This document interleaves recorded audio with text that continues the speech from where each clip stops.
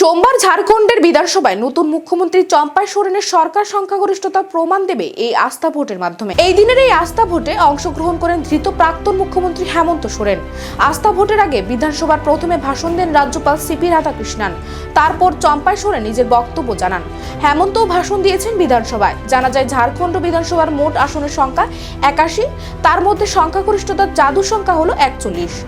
ঝাড়খণ্ডের JMM, Congress RJD জোটের মোট বিধায়ক সংখ্যা 47।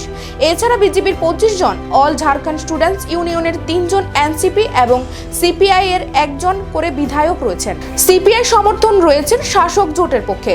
3 জন নির্দল বিধায়কও রয়েছেন ঝাড়খণ্ডের বিধানসভায়।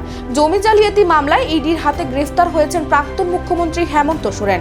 আস্থা ভোটে অংশ নেওয়ার জন্য তিনি রাজ্যের বিশেষ আদালতে আবেদন জানিয়েছেন। আদালত তার আবেদনে সাড়া দিয়েছে।